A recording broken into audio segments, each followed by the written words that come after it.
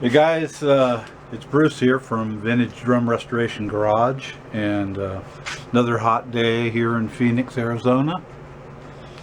And today, I think we've got another project starting, so I think we'll ask for a drum roll first.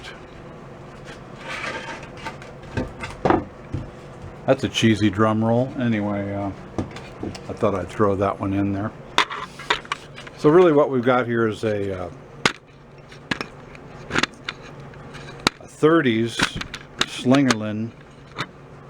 I think these were pre-Radio King snare drums. 10 tubes, 6.5 by 14, solid maple shell that someone has, altered. Look at all the holes. This throw off would have originally gone on it, and it will go like this. This is the I had this in my parts bin, and I think this will work good. I'll dowel all these holes. They actually had extension bridges on these. They had one like this.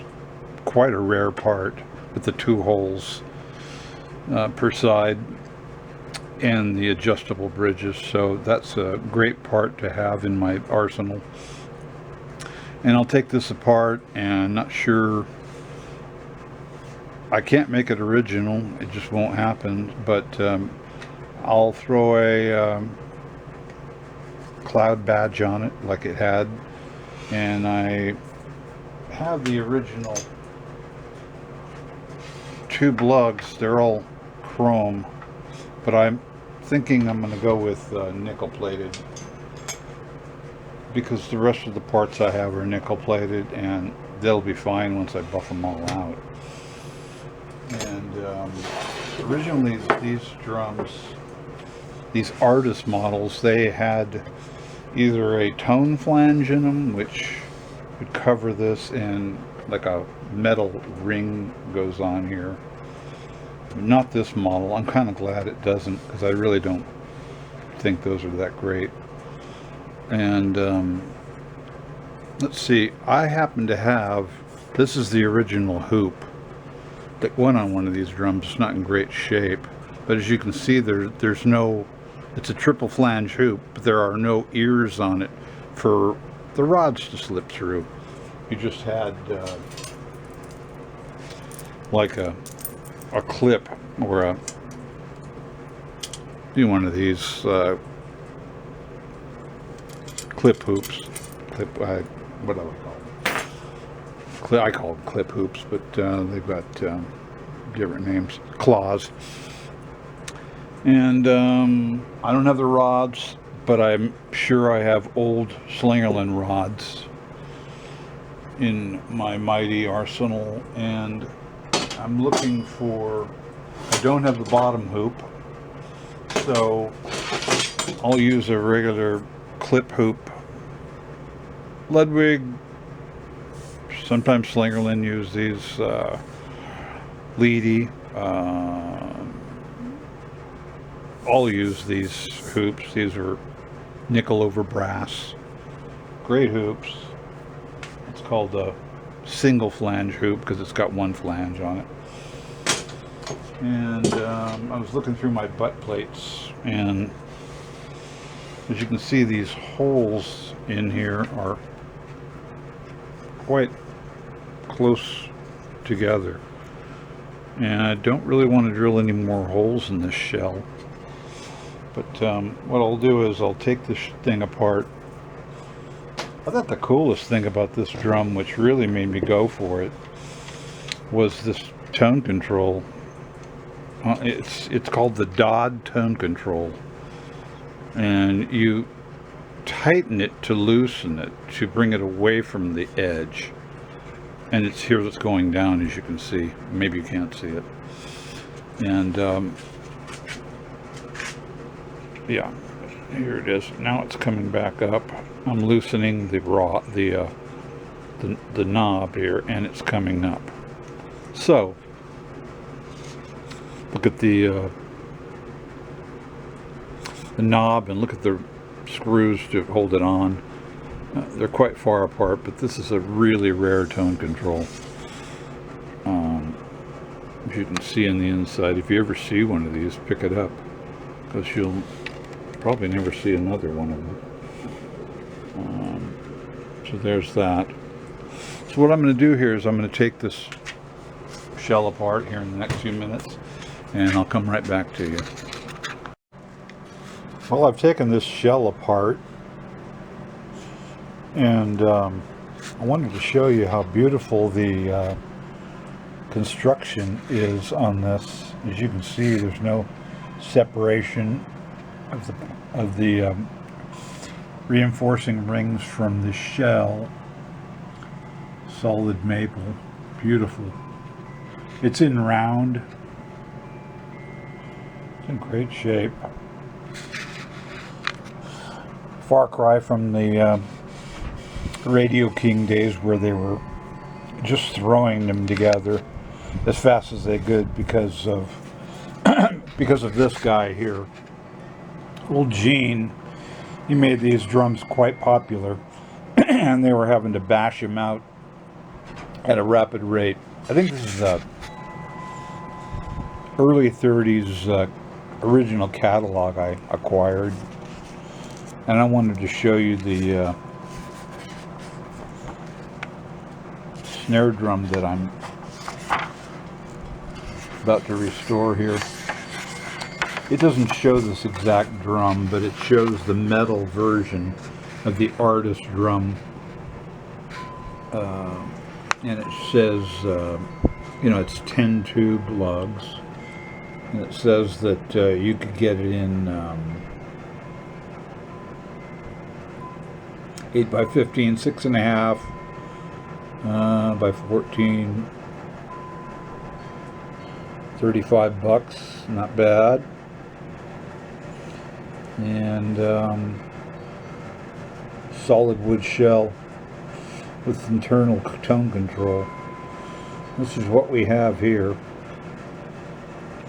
I had one of these snare drums, this artist model, I don't know, 30 years ago I think, and it was a beautiful drum. I guess I let it go.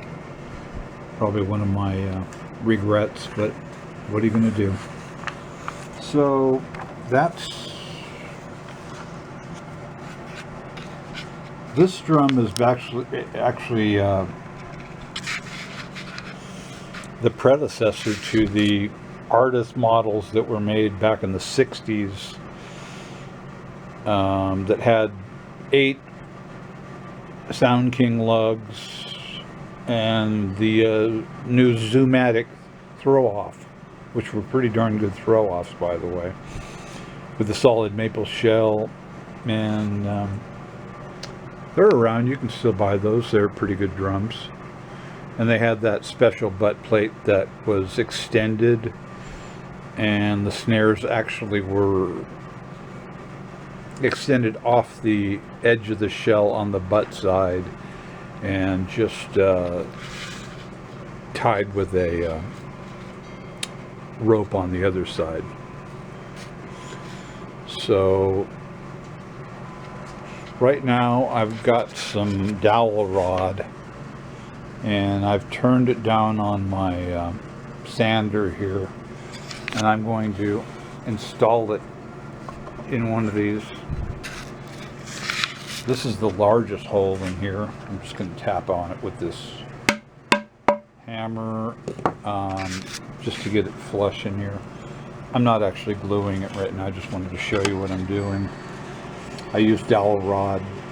There's a piece of wood missing right there, as you can see, so I'm not trying to disguise the damage that's been, just trying to make it look a little better. Okay. This hole right here is the one we're going to be filling at this point.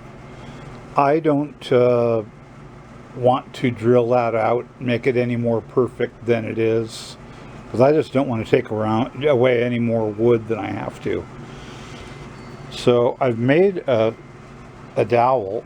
I've taken a dowel rod and you know, cut it down and made a little plug here, as you can see, and it fits just like this. Fits in there just perfect. It's flush to a certain extent. I want it up a little bit, so when I sand I have enough, but I want it really pretty flush. And then on the inside it's real flush as well.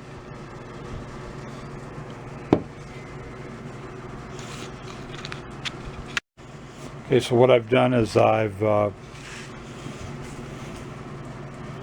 put a little dab of glue, woodworker's glue, on a piece of cardboard.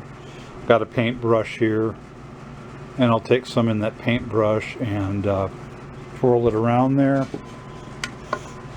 Take my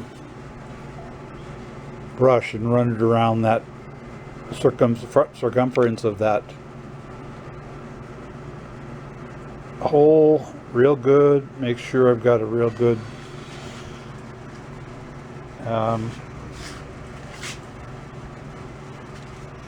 coverage, and then I'll take the glue and do the exact same thing with the dowel. Just paint it on there.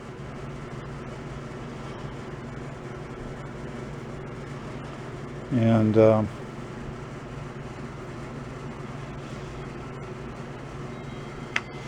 going to stuff it in there.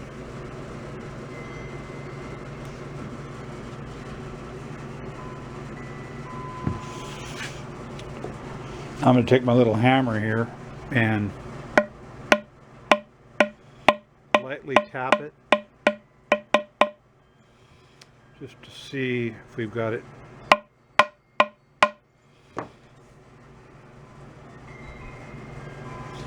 Nice sound on that shell, huh? Listen to that. Should be a nice dark chunky sound when this is all finished. So I've got it up a little bit, not too much though.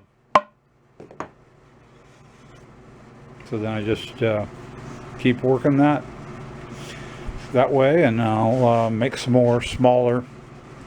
I just take these long rods, and I've got a sander here which I turn them on here and get them the shape and diameter I want.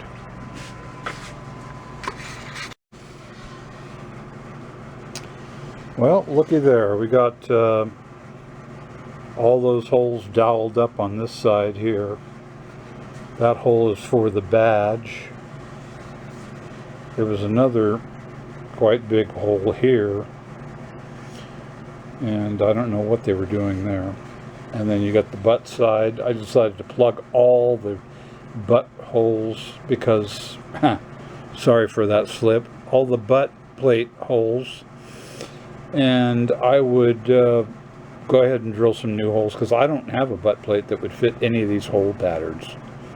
But I will use the proper plate, which is this one here. This is the proper plate to go on this drum. Proper era, and that's the one I'll use. So we're going to let these dry real good. Then I'll show you what we're going to do next. Okay, well, I've let this thing dry overnight, all these dowels, and they're dry real good. And so I've clamped this shell down in my little jig I made. It holds it right there in that trough real nice, and I'll just show you what I'm going to do next. I'll take this small belt sander here and go over it lightly. It's only got a 120 grit on it, so it's pretty fine. Not real fine, but just enough to take the tops of this dowels off. So I'll do it real slowly. So I'm just trying to get the tops of these off.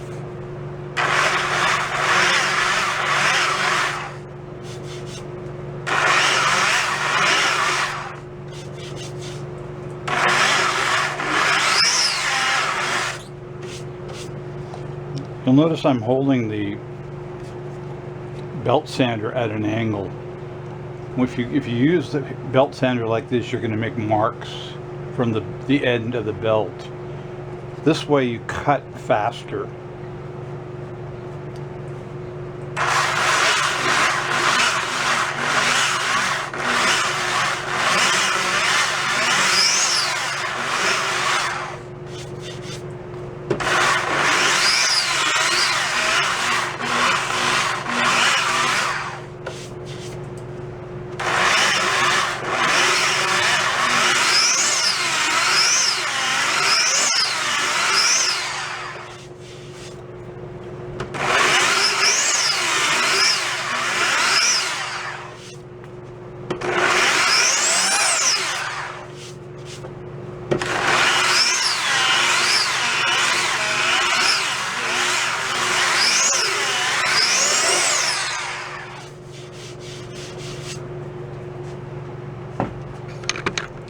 So as you can see, everything's down smooth and it's level with the shell now, and we don't want to go any lower than that. And I've done the other sides earlier, so I'll show you what we'll do next. Right, so what I've done now is I've taken this palm sander here and put a 220 grit on it. And I've taken this is the belt sanding, this is, this is where I did the belt sanding, and this is what it looks like once you 220 it. And you work in that area and you'll see it's taken all that heavy sanding marks out of that wood, and gotten everything real level and smooth.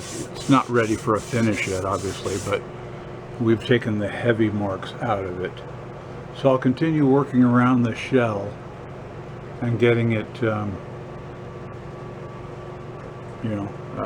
even all the way around, prepping it. And I'll end this video right now, and